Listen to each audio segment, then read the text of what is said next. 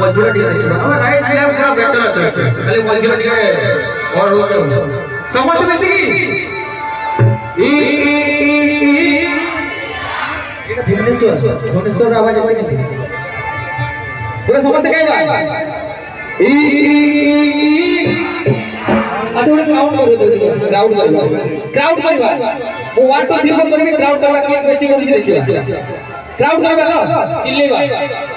समझ में से तो मैं से ऐसे के ठीक हो देखियो पूरा प्रवेश कर खाली रास्ता कर क्राउड करबा समझ में से लेफ्ट साइड राइट साइड हो समझ में से की क्राउड करबे हाथ पूरा कर ले पूरी साइड नहीं पूरी साइड सेफ साइड में क्राउड करबा सो 1 2 You 1 2 3 4 अरे वाटी कौन हरे दे आपन या 1 2 1 2 3 सो 1 2 3 4 तो माइक को देखा नहीं तो माइक देखने से स्पीकर रे बोले अच्छा बिना माइक नहीं बा सो 1 2 3 4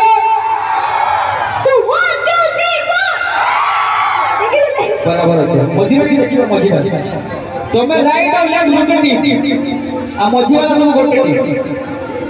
एबे राइट और के कोई लेफ्ट और के कोई मझी में जेतो আছে के बोली हाल भुवनेश्वर सो 1 2 3 तो मत राइट और लेफ्ट ले बहुत एबे कोई खाली मझी में सो 1 2 3 तो मैं मझी के बाबा को मझी वो मझी ले जाओ मोर टीम एटा तोमरा से नहीं हमें गोटे टीम दुई साइड आपन के टीम मझी ना मोर टीम राइट और लेफ्ट मोर जीवा सो 1 2 3 ये मझी लगे 1 2 3 स्टार्ट काय वाले राइट और लेफ्ट राइट और